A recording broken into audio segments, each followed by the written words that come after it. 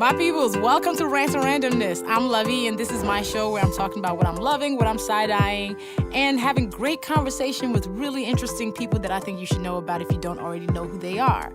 And I am here at the Chicago Recording Company, bringing y'all the radio voice. On this episode, I'm talking about my feel-good, which is the fact that I got my second book deal. I'm going to tell you more about that. I'm ranting about how we officially have too many streaming services. It's too much. And spotlighting Lit Brooklyn, because I'm obsessed with candles. And my guest is the brilliant Jessamyn Stanley. So let's jump into it. Today's episode of Rants and Randomness is brought to you by Universal Pictures' Quinn and Slim. It is a film written by Emmy Award-winning writer Lena Waithe and directed by the Grammy Award-winning Melina Matsoukas. What's it about? It's like, what if you met your soulmate on the worst day of your life? While on a kind of whack first date together, a black man and a black woman are pulled over for a minor traffic infraction. Things go way left, and the man kills a police officer in self-defense, so they go on the run. Thing is, it's captured on dash cam and everything goes viral. Academy Award nominee Daniel Kaluuya and rising star Jodie Turner-Smith play the hell out these roles, and this film is brilliant. It's so good. I think everyone needs to go watch it when it comes out in theaters on November 27th. Tickets are on sale now, so get yours. I expect the theaters to be full, so go watch Quinn and Slim.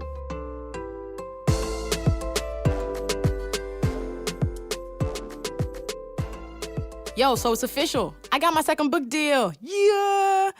So first I wrote I'm Judging You, the Do Better Manual, and now I am writing the Fear Fighter Manual. And fun fact, I got my book deal on the 3rd anniversary of my first book. So on September 13th, 2019, I got notice from my book agent that we had a deal after my book had gone to auction. Book one came out on the same day in 2016.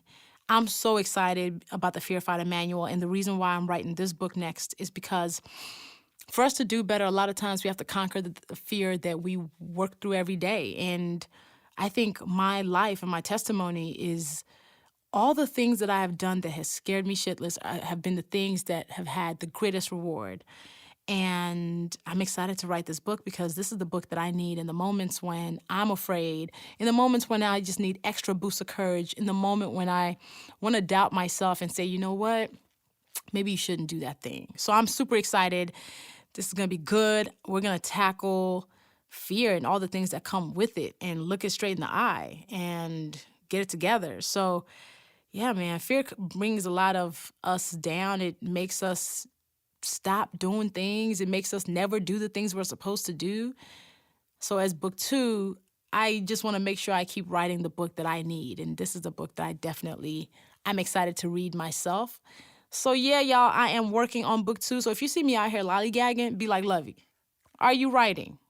And I'm excited to be working with the Viking team at Penguin Random House. They're my dream publishers, and they really showed out and showed that they see a lot of value in my work. So yeah, turn up. Book 2 is coming. Y'all, my rant this week is the fact that we officially have too many streaming services competing for our love. Here's the thing. Disney Plus is the latest one.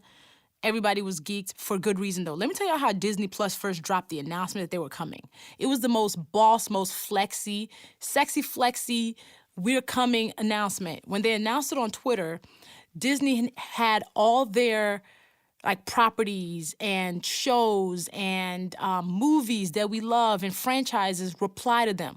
So it ended up being like a 30-deep thread of Disney flexing on us, being like Avengers, Marvel, Black Panther, Mickey, all his crew, Toy Story, all of that. And it was like, dang, I got to get Disney Plus. But here's the thing. We also got Hulu, we got Amazon Video, we got Netflix, Starz got their own over here, Showtime got their own over here, HBO got their own over here. And we're supposed to be able to cut cable to save costs. I don't think we're going to be saving that much in anything because now we're going to be paying for 8 individual streaming services. We're going to end up paying just as much as we were with cable, which, I guess now we can be very pointed about the work that we want. But I'm just wondering, how many are they going to get to? Who else is going to do one? Because how many do we really need? Are we not entertained enough? See, I say all of this, even though I know doggone well I'm probably going to get all of them because I am sheep and I love all my shows.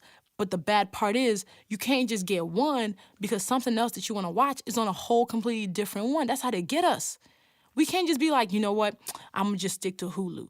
Nah, because all the past season stuff is on Netflix. And then you can't just be like, I'm going to get Netflix. Well, that means you can't watch Lion King and Toy Story. And then you can't just be like, well, okay, I guess I'm going to cut out everything else because I got to watch Power. And then Insecure comes on HBO. Dang. I know they're not going to play well together, so it's a dream deferred. But I need them to all get it together, talk it through.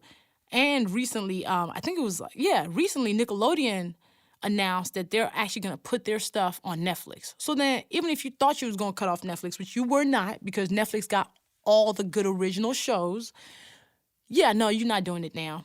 You're not. Just know that we're going to be spending over $100 a month on streaming services.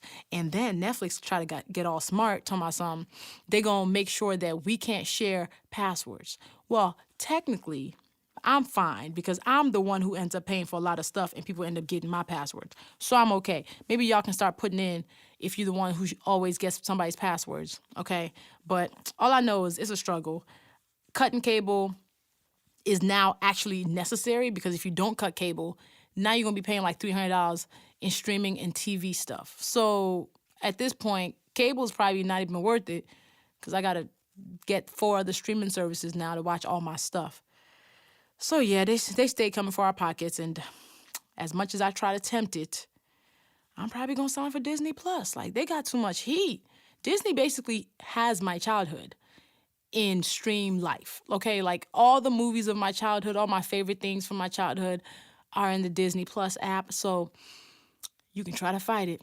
You're going to lose that battle. So, yeah, they're going to come from my pocket. It's fine. I'm just have to cut out some of my Ubers or something because I can't be spending no more extra money, but I got to watch Toy Story because Toy Story 4 is lit. If y'all have not seen Toy Story 4, by the way, it's hysterical. So funny. So, yeah. It's a rant that I already know I can't do nothing about because I'm definitely one of the people who's going to be signed up for it. So, yeah. All right. I am obsessed with candles. I am obsessed with having my house smelling delicious.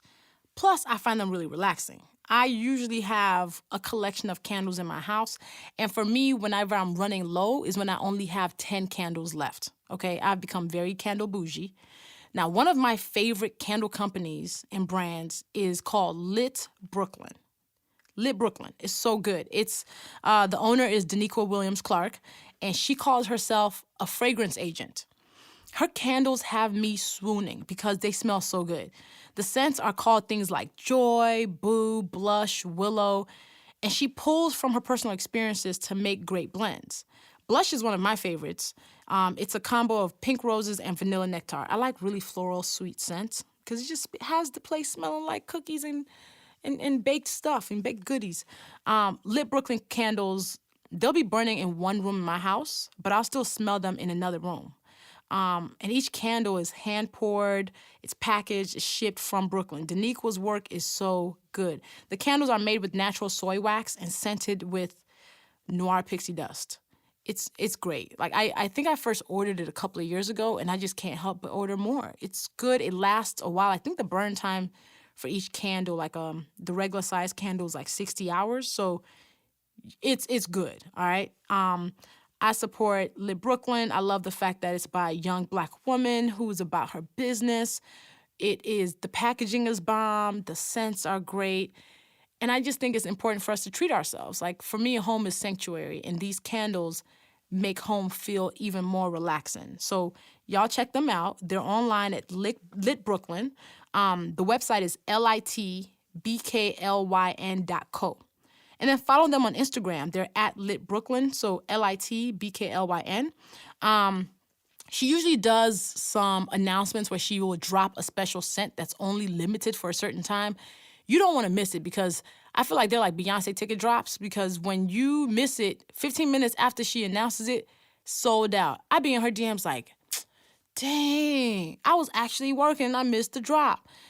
It's amazing. For fellow candle lovers, you will love Lit Brooklyn candles. So check them out, order some, and, have your house smelling like deliciousness. Today's episode of Rants and Randomness is brought to you by Queen and Slim, a film by Universal Pictures. It is written by Emmy Award-winning writer Lena Waithe and directed by the Grammy Award-winning Melinda Matsoukas. They are a dream team. This movie is what collaboration of brilliance looks like. It stars Daniel Kaluuya. Y'all remember him from Get Out, and rising star Josie Turner-Smith, who she's stunning on camera. The camera loves her. And what's it about? It's about a black man and a black woman who go on a first date, and it ends up disastrous because he ends up killing the cop on self-defense, and they go on the run. The story is fire. It grips your heart. I saw it at a screening, and it's the type of film that makes you thankful for art. Everything about it, from the story to the visuals to the soundtrack, it's gorgeous. It is a love letter to blackness. It's gut-wrenching, it's stunning, and it is one film that I want to shout from the rooftops. So I want y'all to go watch it on November 27th when it's in theaters. Tickets are already out now, so buy them in advance because I think it's going to be sold out everywhere. So yeah, y'all, go watch Queen and Slim. Now on to my great interview with Jessamyn Stanley. Well, Rants fam, join me in welcoming the brilliant Jessamyn Stanley to the show. And I'm going to tell them first about how epic you are because I like to make sure people understand who I'm talking to. I'm just going to sit quietly. I'm trying to be chill. This part usually embarrasses people because they're like, oh my God, I'm too awesome for words. Well, I'm...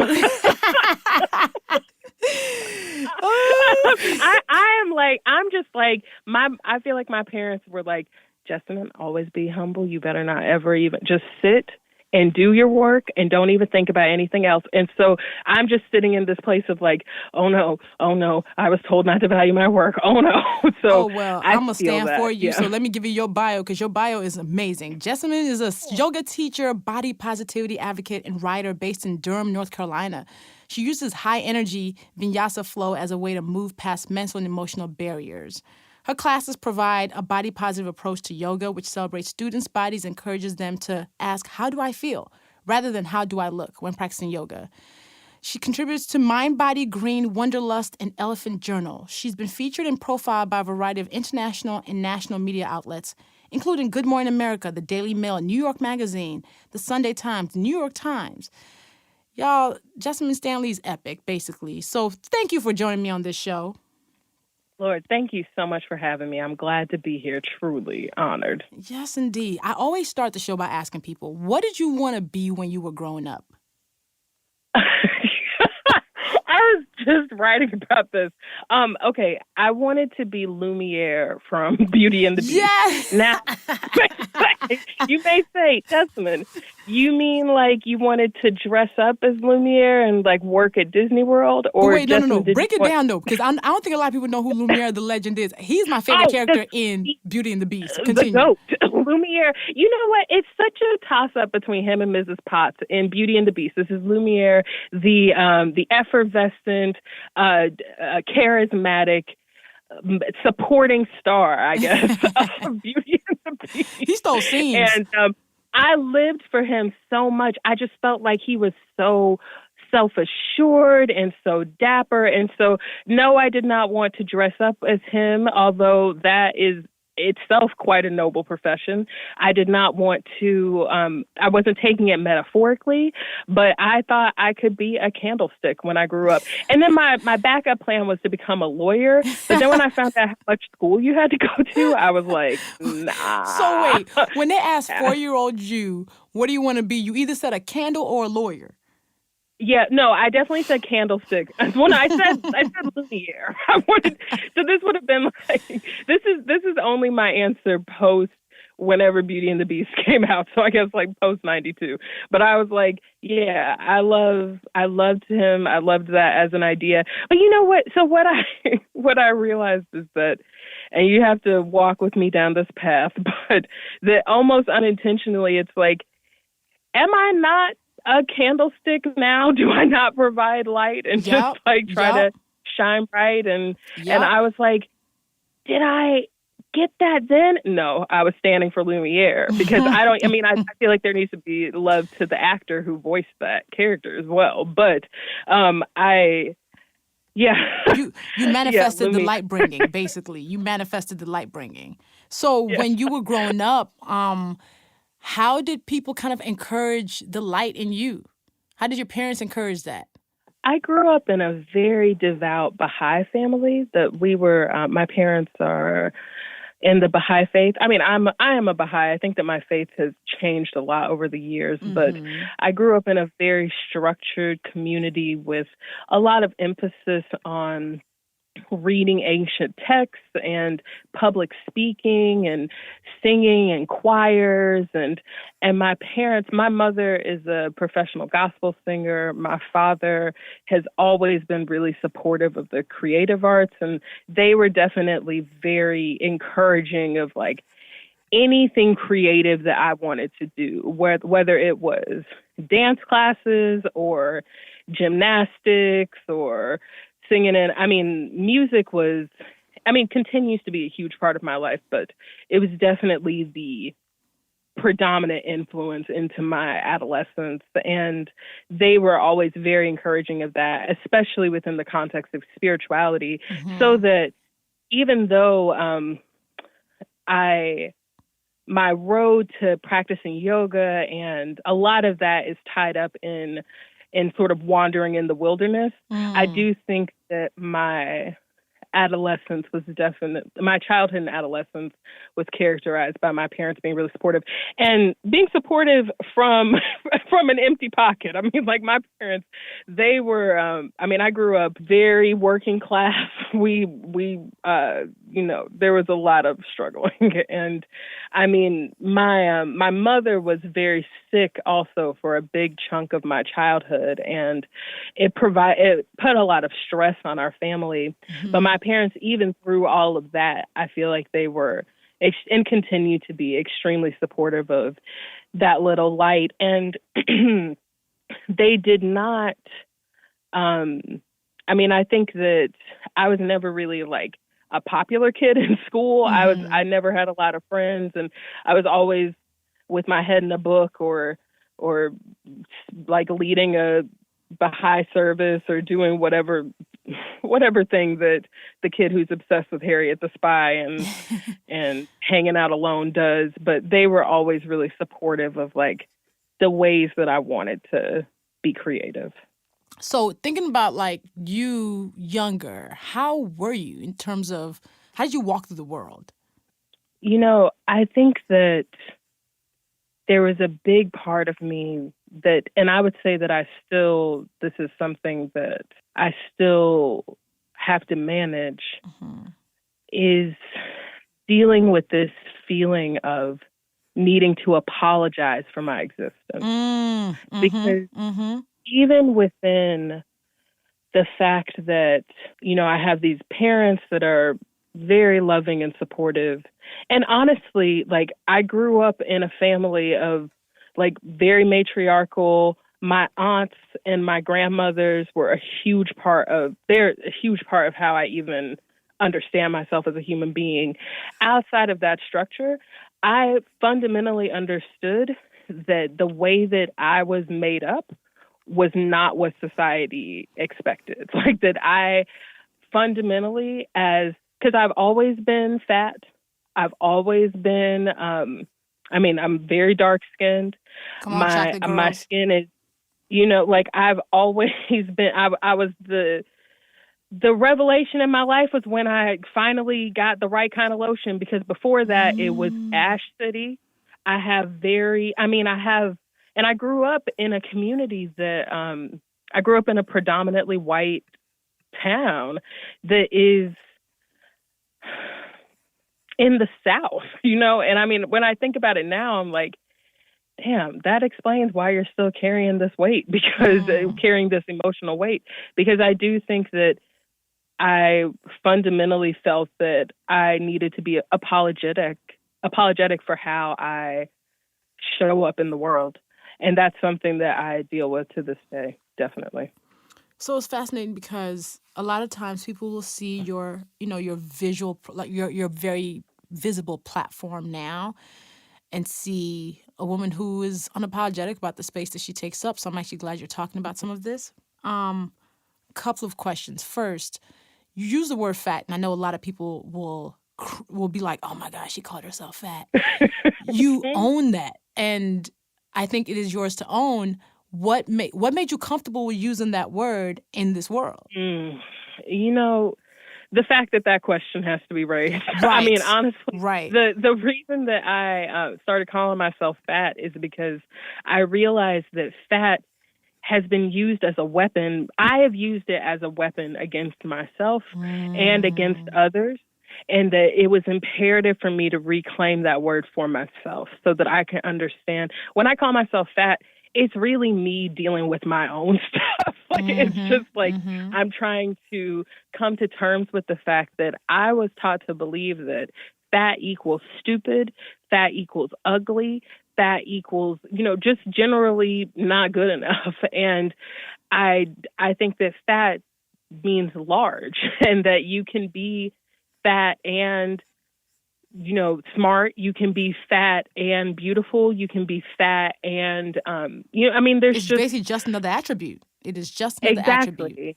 Exactly. And for me, it has been really powerful to just take ownership of it. And I think it's funny that people are more afraid to be called fat than anything else. Like, you can say so much. You could talk cash shit about people, and they will only get mad that you call them fat.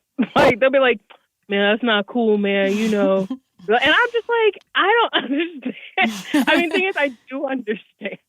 I get it, because we live in a world that, like, has made us think that being fat is the be all end all. Being fat is worse than, like, doing so many things in our society. And it's just, I think the only way to really get past these kinds of stigmas is to reclaim individual ownership. And so that, for me, is just that's just what it is. It's a practice in reclamation. I love it. We can't, again, going back to the not apologizing about who we are. If people even take a glance at your Instagram, you own everything about who you are. The girl who's short hair, who's queer, who's poly, who's fat, who's like, listen, I'm here and I'm doing dope at what I'm doing, which is yoga and just body positivity. I want to talk. No, go ahead. Oh, no. Go ahead. So I have to say, though, all of those things are things that I've just been trying to reclaim, because I talked. So in my first book, Everybody Yoga, I talked about how owning my hair has been the journey of my life. And it is insane to me that there are so many people. I mean, obviously, anyone who engages with me on the internet who doesn't know me, like, with braids, like, who doesn't know me obsessively needing to. There's a time in my life where no one saw my natural hair. No one, ever. I could not be seen that way. It was my great fear. And it was this whole process I feel like everybody has this, I feel like every Black woman I know has had some kind of experience like this. But it is so interesting to me that because of social media, people don't have that context. You know what I mean? They don't have that context of experience. So that they're just like, wow, confident. Like, this is amazing. And I'm just like, this is a journey right now. You're looking at the work. This is it. Because I had locks for 6 years before I cut my hair off. I had short hair and then locks. And people are like, oh, my God, what made you cut your hair? Like, it's this life-altering thing. And it's ultimately, like, normalizing it, right? Those of us with short hair, we sometimes have to defend our faces, our choices, because people are like, wow, I don't have the courage. I'm like, this is my face. This is just what it looks like. I'm like, this is just what it looks like. Oh, my gosh. That makes me so... I just feel like, wow, so you're scared of your face? Is that what that is? Like, people are like, wow, yeah, I could never have short hair like that. I mean, I couldn't do it. I'm like, it just means that your face is really visible. You're scared of your face? People attach a lot to hair also. Like, the things that people are attached to our hair, they attach everything about us. I recently got married, and some people were like, oh my gosh, Luvvie, I thought you were gay. And I was like, is it because I have short hair? Is it because I'm wearing black? So I actually asked somebody who said, oh my gosh, I thought you were queer. I was like, so what made you think that? Because I was actually curious to just find out what was it. And they were like, well, you've been wearing short hair for a long time. I was like, my hair determines who I love? Huh, okay. Cool beans. Look, as long as you think I'm with a bad bitch, think I'm queer. It's fine. But I didn't know our hair. I was like, I didn't know.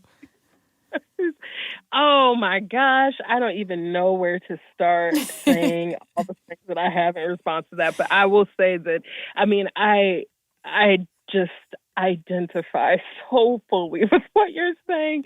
And yeah, I don't, there's a part of me that like wants to go into my whole logic around hair and queer identity. No, let's and talk how about we it. Why not? Let's do it. Well, it's like I'm curious. Oh, man.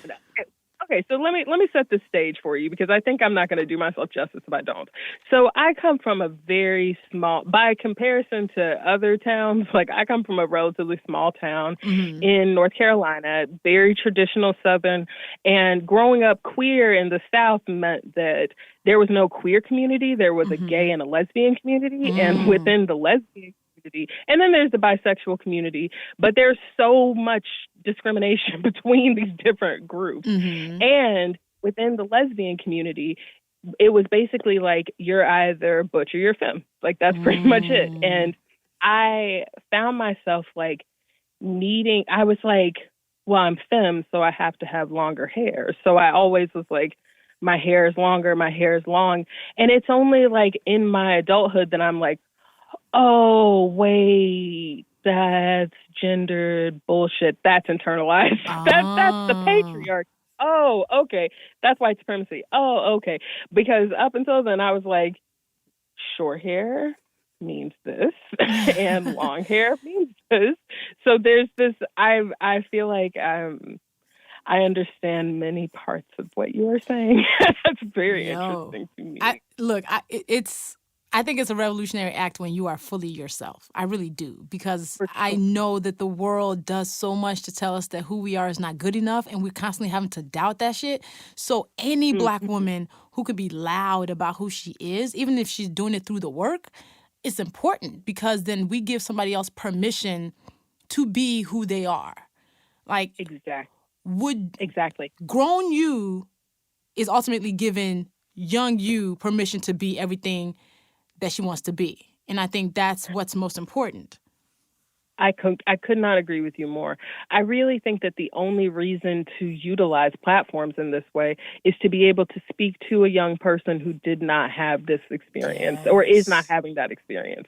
Because I just think like if I had seen, I mean, I remember distinctly the fat Black women that were around in the media. And like, I remember what movies they were in. I remember the TV shows. Like, it made a huge impact. And like, there weren't that many, but they were there, and their impact like it resonates. And I just think that like, even if it doesn't have to be something that is visual to other people. Like it doesn't have to be about your physical identity. I think that all of us just showing up as ourselves, it encourages other people to just be chill. And I think that if we lived in a world where we lead with that, then we live in a more balanced world, a more energetically balanced world. Can you imagine if everyone was just accepting of how they are and thinking that like that everything, and I think that that's kind of why, so like speaking in and about body positivity, I get kind of bored because I'm like, I feel like body positivity has just been kind of boiled down to basically like whether or not fat girls have clothes that they like. I don't know. I mean, I just feel like the conversation is just it's bland. And I think that that's fine. But there's a bigger thing that can happen when everyone can just get about accepting themselves exactly as they are it makes you want to take better care of yourself. If you accept something about yourself and you love it, then you want to take care of it. And I think that so much of, well, whatever, I'm off on a tear. Listen, but I think conversations go where they need to go. And this is an important conversation because similar to the word branding, body positivity has become very flattened. And it's something that needs to be talked about because people just think it means like, oh my God, now you can find a dress to wear on the red carpet. Right. As opposed to how do you actually treat the person you see next to you on the plane, right, who's bigger than you thought they should be or whatever, are you still treating Right. them kindly? Meanwhile, you're like, I love Lizzo, but what about the next person who is not visible, who happens to be fat? You know what I mean? Oh my So, gosh.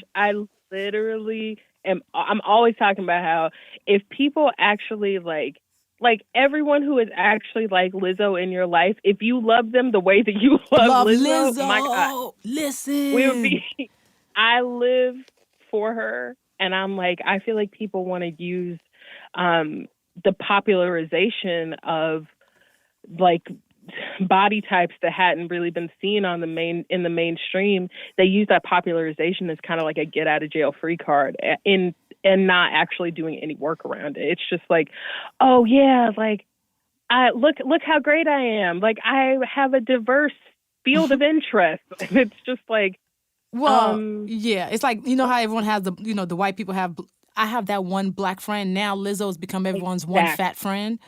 Exactly. Yeah. Yeah. Everybody's trying to have their one fat friend, which, wow, man, that's crazy how that happened. So, no, it's just, I guess that means we're really in the mainstream now. But you know, then there's this part of me that's like, because I'm always in the camp of we haven't gone far enough. We can always do more. Everyone needs to be standing in it more.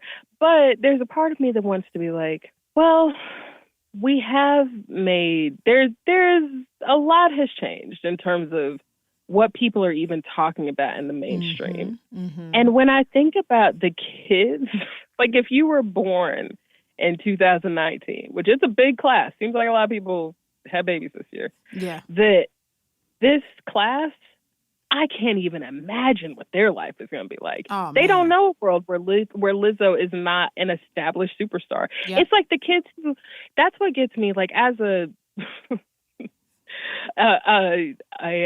queer elder in training. A queer elder in training. A queer OG. Okay. Yeah, in the making. I got OG. you. Okay. Yeah, like before it was cool to be queer. That was me. So as in that identity, I feel like now looking at kids who they don't know a world without Ellen coming out on TV. They don't know a world without Your Eye for the Straight Guy. So like they're living in a completely different world. They have a different understanding. And I think like a generation from now, these kids who grew up seeing Lizzo as the pit, I mean, she is riding a wave that I need everybody to continue to push because that is the future. Like I feel it, I see it. And I think that like if we can just keep understanding that we haven't gone far enough, just always knowing we haven't gone far enough, that we can enjoy the harvest. To your point of how this new generation has never lived in a world where Ellen was ostracized for coming out as gay, and Lizzo was not a giant star, it actually gives me hope that things could change swiftly. When it's really interesting, like things can actually change very quickly when we let it. Exactly, when we let it. I feel like, but it does require a big push, you know, and I think that thinking about, excuse me, gay marriage in the state of North Carolina, like I grew, like growing up here, that never felt like a thing that was ever going to happen in North Carolina, like to be honest. And when it actually did happen, it was like overnight, oh yeah, this is amazing, everything's great. But it's like there was a lot that happened before that happened. And I think that the feeling kind of you can get to a place of complacency when when there's a lot of change quickly. You can be like, oh, well, that means we solved the problem. This is great. No. But I would challenge anyone who's interested I would say that anyone who's interested should listen to or watch this film, The L Word Alabama, or it's like The L Word Mississippi. It's on Hulu, I think, and it is about the queer community in, I can't remember if it's Mississippi or Alabama, but it's a very recent film, and it is not safe there to be in the community. And I just feel like we forget about that because we get stuck in complacency. And I think that with body positivity, I absolutely see that happening. Like people just being like, Well, Nordstrom says they're going to do plus sizes, so we good. We good now. Like, no, wait. Solved. We're not good yet. Not quite. So tell me, how did you get into yoga? Because yoga is a very skinny white girl space. It is. I had noticed. No, it is. Oh my gosh. Like, I can't. Okay, this is the thing about it. I always thought yoga is just for thin white women. It was confusing to me, though, because it was like, it's for thin white women, but also for older Indian men. But it's like, those are the only two groups of people. That was the only people that I ever saw doing yoga. And I was like, all right, so it's not for me. And when I was 16, my aunt got really into it this one summer, and she was so obsessed. And she was like, you should come with me to class. It's going to change your life. Everything is going to be so great. And at the time I was like, I mean, up until this point, I've just been like sitting on the couch and starting drama on AOL Instant Messenger. So like, I don't know why. Yes, Team AIM. Like, come on. But like, I was like, why not go to this hot yoga class? And it was one of the worst experiences of my life. It was so hot. The poses seemed impossible. It seemed like everybody else had practiced beforehand collectively, and then like I was the only one who didn't know what was happening. And I made it maybe like a third of the way through the class before I was like, I cannot be in this space anymore. And so I left, and I was like, I'm never doing yoga again. This is the worst. And it wasn't until I was in graduate school, so this was a few years later, that I decided to give it a try again. But it was because I was very depressed. I was just going through a period that I'm prone to depression and anxiety, so I was in one of the waves of that. Okay. And it's so easy to talk about when you're on the other side. Anyway, when you're on the other side of it, it feels a lot more accessible. Anyway, so I was in a pit of despair, and one of my friends was like, you should try yoga. It'll change your life. And I was like, I am absolutely not doing that, because I had already done it that other time. And I was like, man, I'm not doing this. And she just got me caught up on a Groupon, because she was like, what's the worst that could happen? You buy this Groupon pass. You only go once. You'll be fine. And so I went, and I just loved it. And it was ironic, because I went back to the exact same type of yoga, which doesn't always happen. It was Bikram yoga both times, which is a style of hot yoga.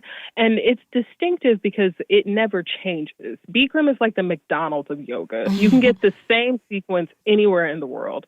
And the postures are always difficult. They're difficult for people who have been practicing it for decades. And it was something that I was not, quote, good at. Like, none of the postures came easily to me at all. Like, even in some cases, just sitting on my heels felt painful. Like, I found myself a lot of times just watching the teacher, and I was often the only, like, one of the only fat body people, often one of the only Black people. Mm-hmm. It was just a very alienating experience overall.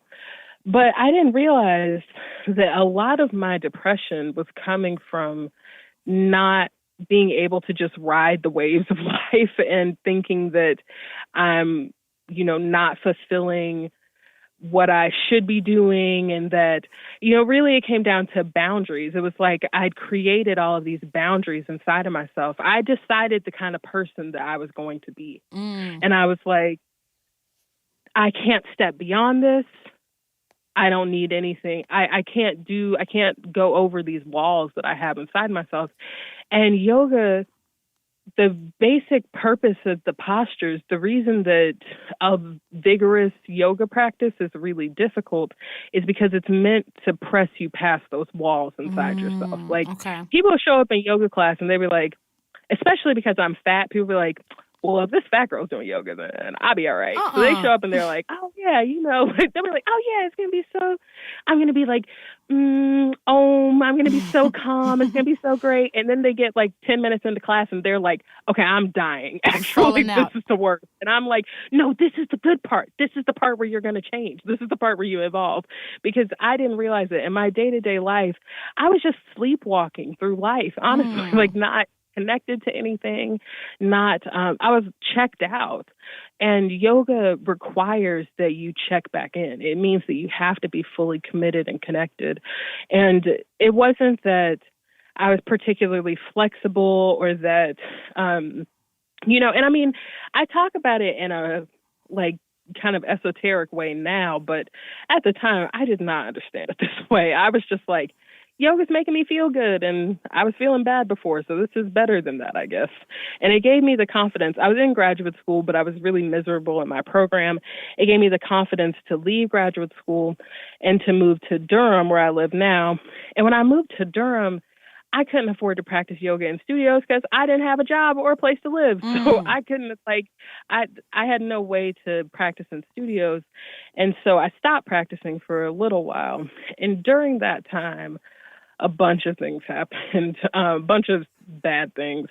One of the things, and the thing that I wrote about in Everybody Yoga, is that my aunt passed away really unexpectedly. Okay. So I say that, and then I'm like, what is expectedly? But anyway, she passed away. It was very upsetting for me, and I found myself slipping into this place that I'd been in before I started practicing yoga. And by this point, my partner and I had moved into a little apartment, and we didn't really have any space, and we definitely didn't have any money, but I did have my dad's old Pilates mat. Okay. And so I would just roll out that mat in this one little corner, push the furniture out of the room and just set up in this one little corner of the room. And I would just do like 8 to 10 of the poses from the Bikram yoga sequence that I remembered and that I felt comfortable doing at my house by myself. And it just became my medicine. I was just like, this is my medicine that I'm going to take to feel better. And to this day, that's just how I think about my practice, is that it's my medicine that I take to be able to be present and show up and just, not end up in jail on a day-to-day basis. Because humans are trash. Yeah. But at that point, when you started the yoga practice, in terms of like you actually getting into it and understanding that this is medicine for you, what were you trying to do? What was your occupation? So when I was in graduate school, I was studying nonprofit arts management, and so I worked in a lot of different arts organizations, like dance companies, theaters. I worked for radio stations. Like, I did a lot of work like that. And then when I left ostensibly to go to culinary school. So lesser known, Jessamyn, fact, is that I have a culinary arts degree. What? And during that time, during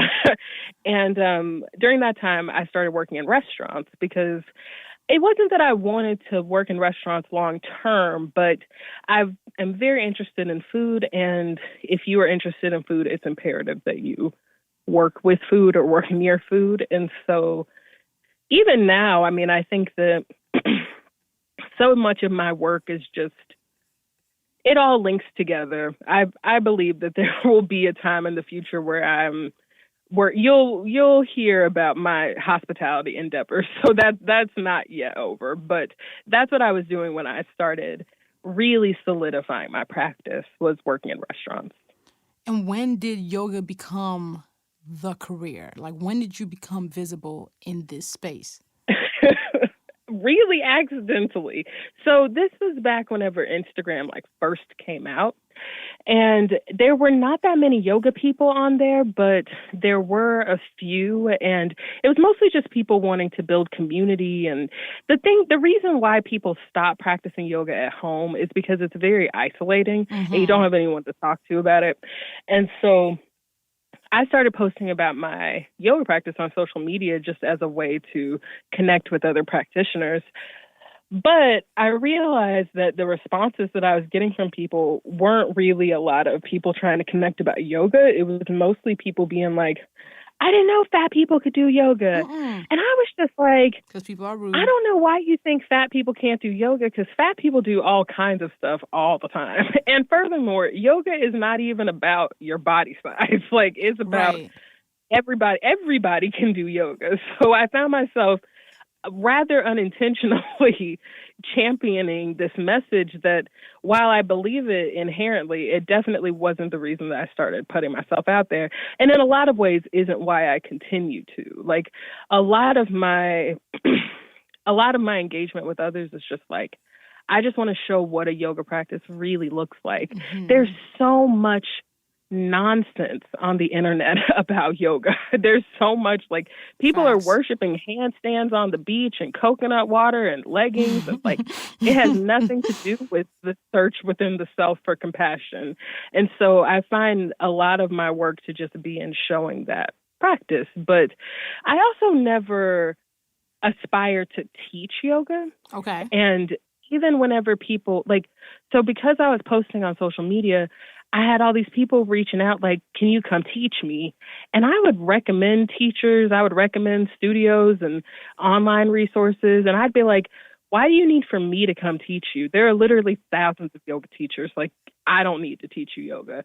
But what I didn't understand then that I do understand now is that everyone speaks a different internal language. Mm-hmm. And we don't, because we're not all speaking the same language, your language may speak to someone. There may be Right. at least one person who can hear you and hear that this is the way that you can find a kind of balance in life, and a way to accept the waves and to see that everything that you are looking for outside of yourself is already happening inside yourself. And so much of my work is just in response to anyone who has ever said, can you come teach me? It's like, I teach live classes, but I can't physically be everywhere. So Right. like, I open my online studio, The Underbelly. Like, not everyone wants to practice yoga physically. I write books. I have podcasts coming out. Like, it's all just trying to reach everyone who is looking for this practice, who's asking me to teach them the practice. Let's talk about the But- underbelly. Yeah, I yeah, yeah, love that you created an app that people can download, Yo. basically replicating yourself in everybody's phone. Oh, man. So I really was like, why are there no yoga apps? Everything is owned by white men, like, honestly. And I mean, I don't know how else to talk about this, but like, the whole wellness tech industry is anchored by one idea of how human beings should be showing up. Yep. And particularly when it comes to yoga, it's so important. And we're living in this world that is just diversifying by the millisecond. Like, there's so many different kinds of people that need to see themselves represented. And I think that to have a space that is specifically meant to teach yoga in a way that is not about losing weight, it's not about changing your body or anything like that. It's only about trying to figure out a way to show up 100% as yourself. It's the yoga studio that I've always wanted to go to, ultimately. So I've only gone to yoga one time ever, and I think I only lasted 30 minutes because I have no attention span. And I feel I was like, okay, one day I'm going to try it again because I know, like, people who I love and trust are like, yo, yoga is amazing. So I said I was going to try it again. For somebody who is super ultra beginner like me, what do we need to know? Like, how do I make sure the next time I try it, I don't be like, after 30 minutes, like, I'm bored. How? Help me. First of all, I feel you so deeply. And there are some classes that, like, now I live for a slow flow. I'm like, slow it all the way down. But when I first started practicing, the reason that I got into classes that are harder or like are more challenging and move at a fast pace is because there were yoga classes at my college that were just so boring. Like, in my mind, they were just moving really slowly. And so while I do think that usually yearning for something fast means that we need to slow the fuck down, I also think that if you are brand new to the practice and you're like, I just want to get started and I don't want to be bored, just try a bunch of different vinyasa style or Vinyasa, like okay. in Everybody Yoga. I can't believe there's so many opportunities to plug this. In Everybody Yoga, I specifically talk about different styles and like which works best.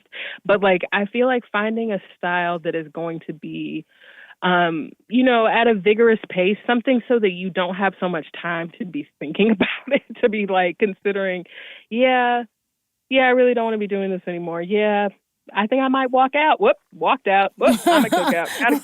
And you know what? Maybe it didn't help that that yoga class that I went to was at TED.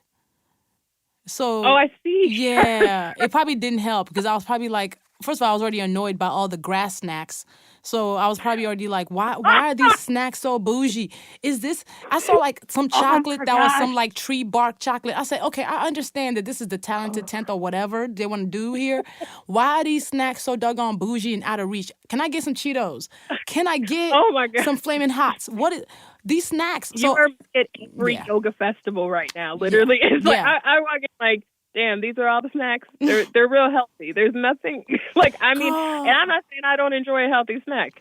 No. But if it's only wasabi crisp, I have an issue with it. First of all, I do enjoy a good what's that? What's the seaweed crisp? I do enjoy. However, the seaweed crisps at TED were like the most unhealthy of the snacks. Like the snacks, literally, I saw it was a tree bark chew or something. I was like, on whose world? Life is too short to eat crappy snacks like this. I'm not doing it. So then I went to yoga after that. So I was probably already cranky. And I was like, this ain't for me. Mad. I was already like, nope. 100% relatable. Like, I think that's a completely reasonable response to that. And I'm saying, you're like, there's smoothies somewhere, or there was another option. I was in the middle of binging something on Netflix, and now I'm doing this. Right. Actually, I might not. I said, so I'm going to give it a chance. Yeah. But in terms of, like, your book, so, listen, here's the thing. On Rants, my guests, I want people to know why they're awesome and then support them. So, yes, Everybody Yoga is your book, and it's relevant to this because you talk about, the tagline is let go of fear, get on the mat, love your body. So don't feel bad about mentioning your book or or Underbelly, because this is relevant. For me, I actually want to go download Underbelly. I'm going to download it after we get off the phone because I do want to try. So when we get into the app, so for a beginner like me, can I take a class with you in the app, like where you've already recorded?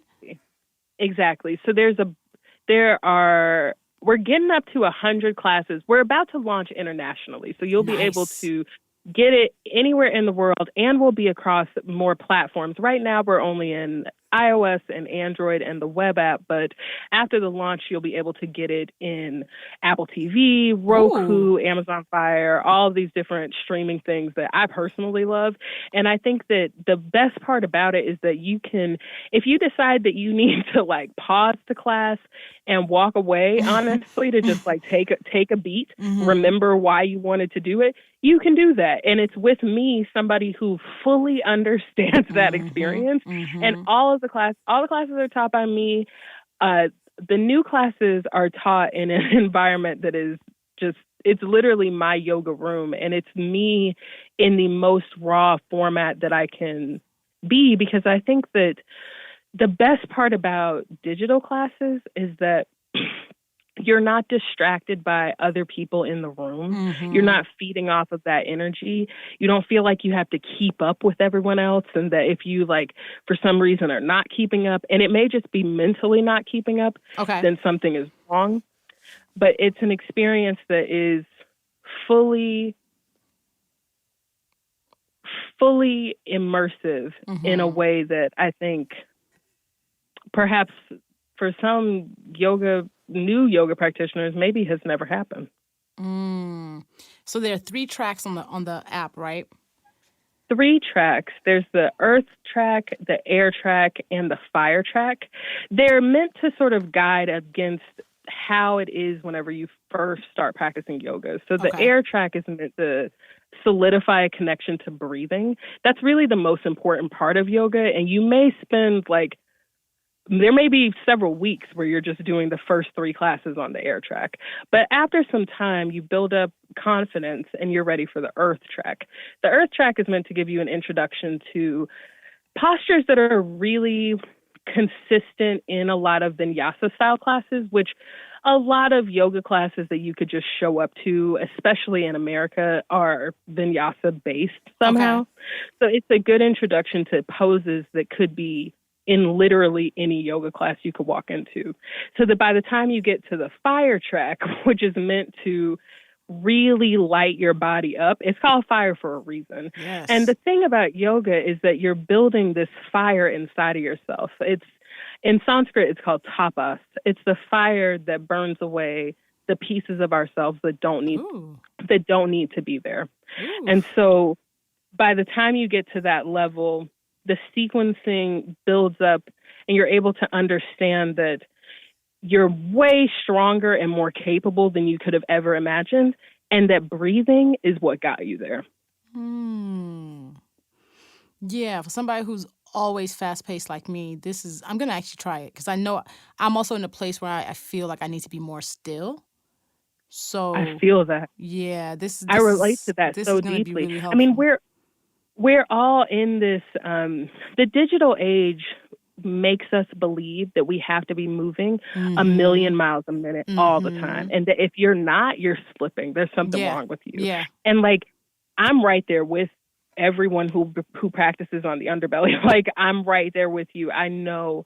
And I understand that if you can just accept that reality is going to be there, then you can find a calm inside of you that can just always rest on that.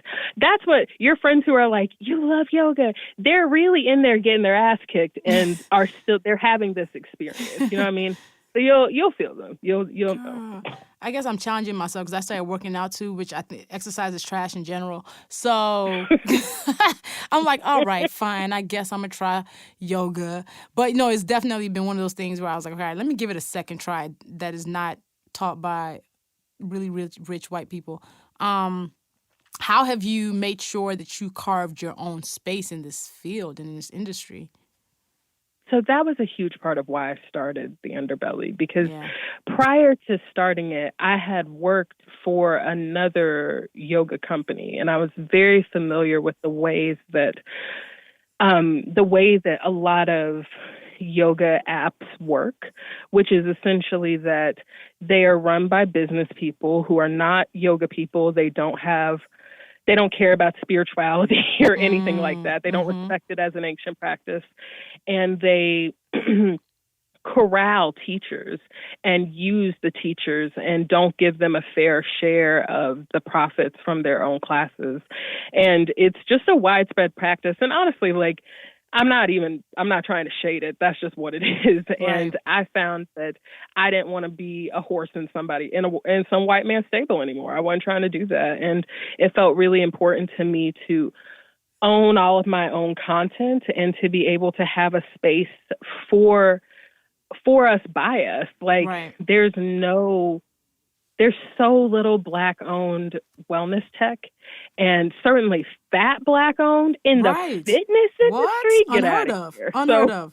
So I'm just hopeful that this encourages more people to, because I mean, I understand wanting to open a brick and mortar establishment, and I'm not saying that the Underbelly wouldn't ever go that route, but I do think that there's a real importance in digital fitness and wellness, because you can reach people who would never be able to come to your brick and mortar. Right. And it's a monetary thing, but it's also just being able to offer your services to the people who really need it. And I hope that by more people understanding that the Underbelly is really like a space of activism, that they can see that their businesses can be a space of activism, and that we can really start to remodel what this industry looks like, because it don't have to look so white and cis masculine. It really doesn't.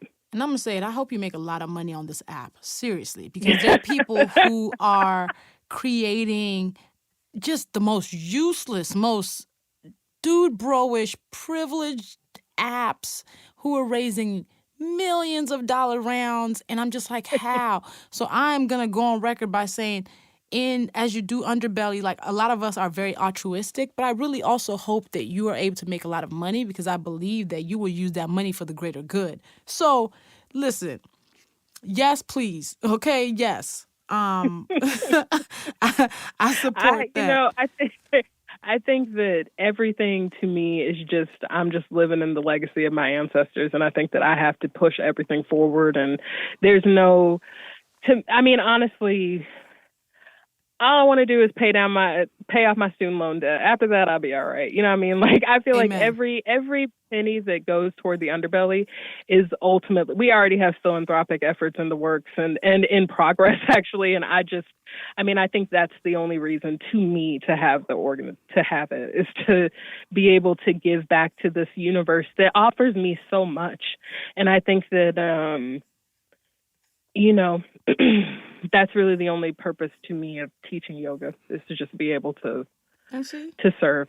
And that is why I want you to make a lot of money, because when good people get money, they give it back to the world because capitalism is benefiting somebody. And I'm going to stand in that with you. Amen. Amen. So as you were doing all of this, and even though yoga, for a lot of people, yoga is self-care, what do you do to take care of yourself, to find joy outside of the yoga studio? I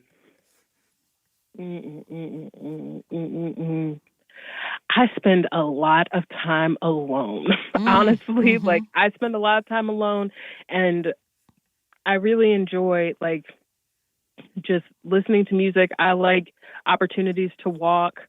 I like any time where I'm somewhere where I can like be outside.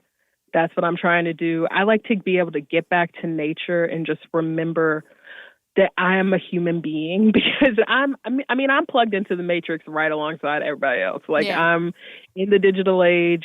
I also get exhausted by keeping up with everything and anything. And to me, like, yes, my practices are anchored by yoga.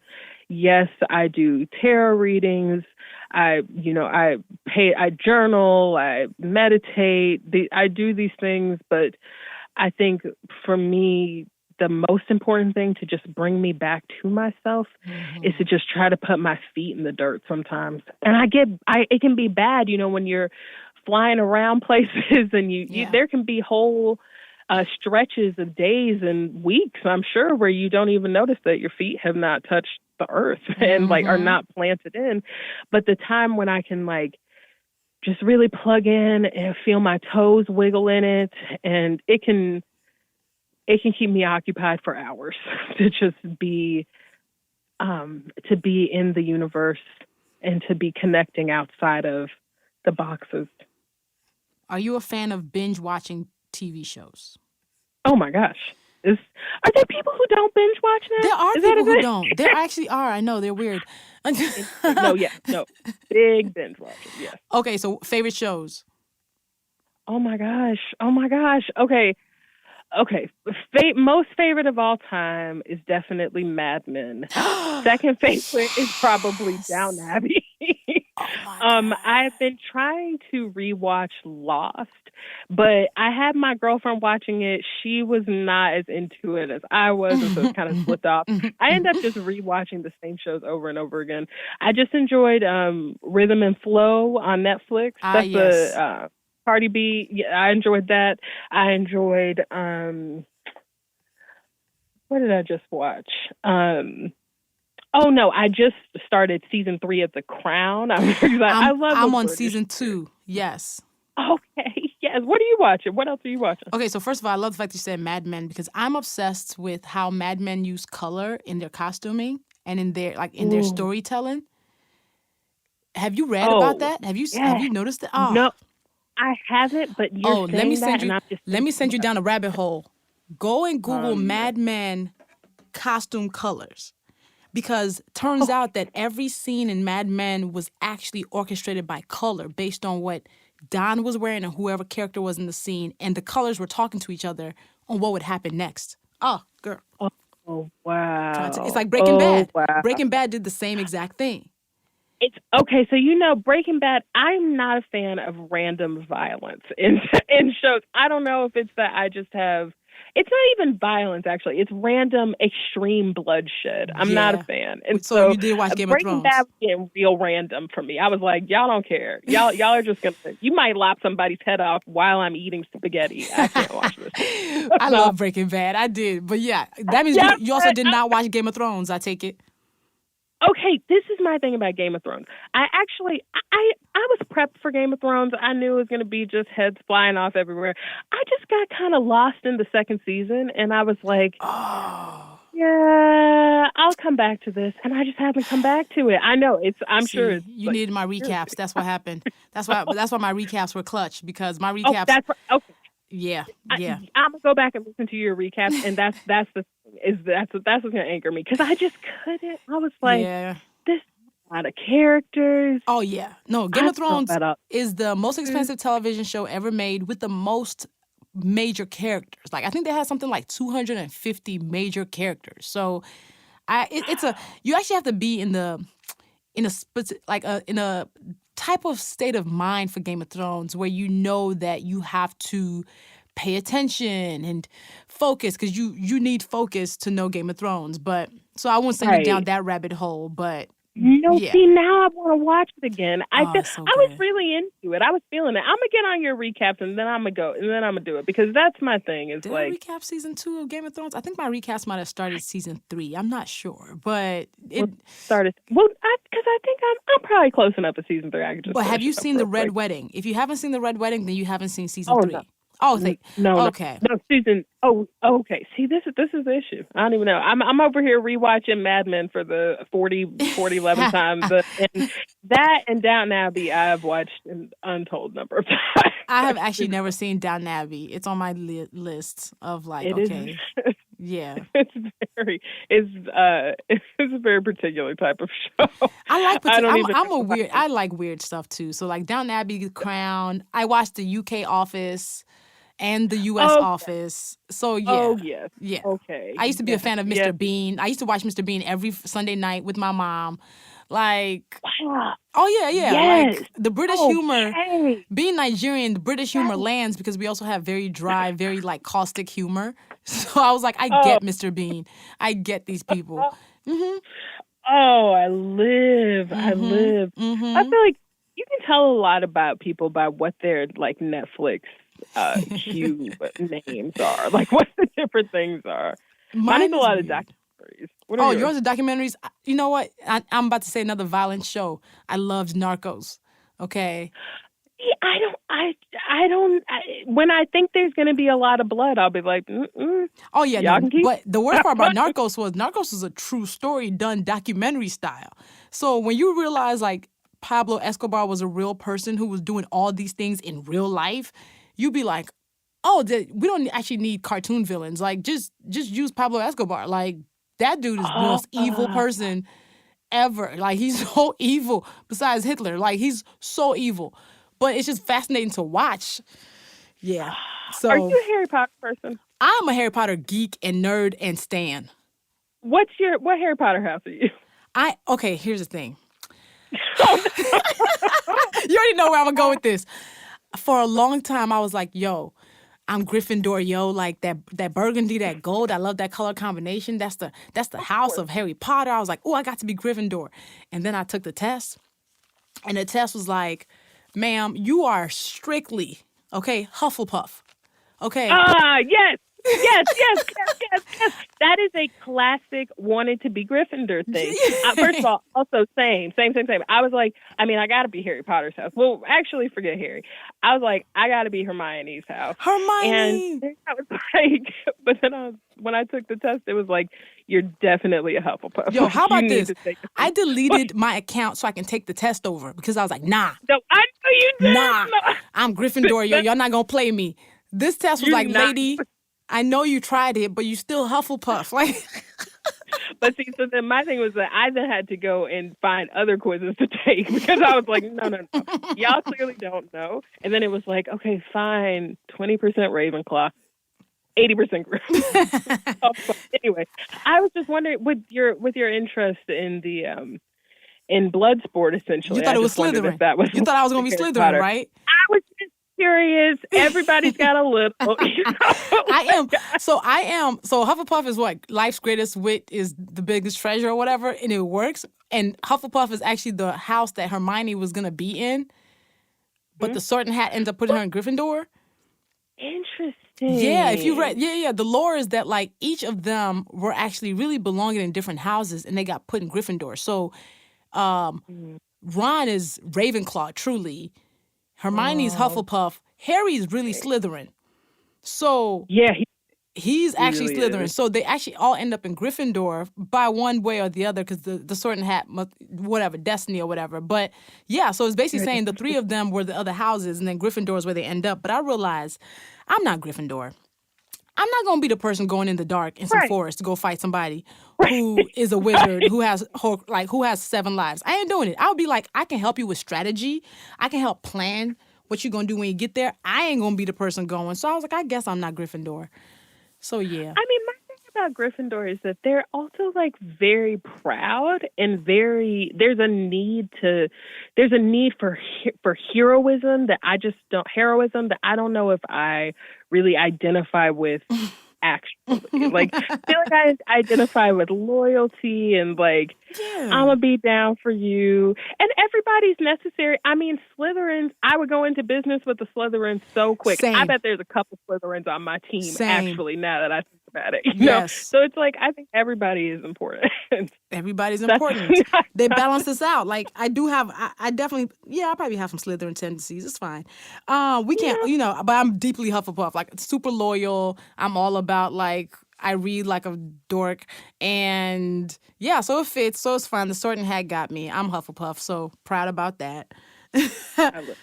But yes, you get me. I am so excited to have you on this podcast, and you've dropped a lot of gems and really shared your time and yourself with me. So I really appreciate that. Truly, it was a pleasure, and I'm so glad to connect. And I just look forward to keeping in community. And, absolutely. You know, I'm like, is this the time for me to say where I can be found, or is that? Absolutely. Listen, I always tell people where to find my guests, but I also want you to tell them where to find you. TheUnderbelly.com, JessamynStanley.com, at My Name is Jessamyn, at Jess Not Jazz. You opened the door for self-promotion, so I was like, listen, I am not against self-promotion. I think it's fine. We must always promote ourselves, and people should follow you on Instagram. You are currently at 399,000 followers. Let's get you to 400,000 even, okay? 400K. 400K. If y'all listen to this, I want you to go on Instagram right now at My Name is Jessamyn, which is JESSAMYN. Go ahead, hit follow. I want y'all to get her to 400,000 followers on the gram. Hey. And then I'm going to try yoga, and I'm going to DM you once I try it on the Underbelly, my first class. I'm going to be waiting and ready. And I've got my watch tuned to check on you. I'm a woman of my word, and now that I've told you, I can't even renege on it. So I am going to try this at least one time, and I will let you know how it goes. I'm going to look forward to hearing about that. I hope you have a good rest of your day. You too. I appreciate you. Thank you so much for coming on. Thank you for having me. Peace. Bye. Yo, shout out to Jessamyn Stanley for joining me. She's amazing. Y'all, please get yourself some calm. Treat yourself to some zen. And a good place to start is by following her on social media. You can follow her on Twitter at Jess Not Jazz. And then on Instagram at My Name is Jessamyn. So y'all go ahead and do that. Much love to Chicago Recording Company, where I record this podcast. And subscribe to Rants and Randomness on Apple Podcasts, Spotify, SoundCloud, wherever you prefer to listen to podcasts, and rate it. If you leave a review, you never know. I just might read it on the show. You can follow me on social media. I'm at Luvvie everywhere. Today's episode of Rants is sponsored by Universal Pictures' Queen and Slim, which is in theaters everywhere on November 27th. It is from the genius minds of Grammy Award-winning director Melina Matsoukas and Emmy-winning writer Lena Waithe. It's about what happens when you meet your soulmate on the worst day of your life. While on a forgettable first date together, a black man and a black woman are pulled over for a minor traffic infraction, and the situation escalates with sudden and tragic results when the man kills a police officer in self-defense. Terrified and in fear for their lives, they go on the run, and the incident is it goes viral. It's all over the country. And it stars Daniel Kaluuya and rising star Jodie Turner-Smith. Queen and Slim is so good, y'all. It's beautiful. It's a stunning film. It's gut-wrenching. It's amazing. You want to go see it in theaters. Starting November 27th. Go buy tickets. Queen and Slim is dope. See y'all in the next episode.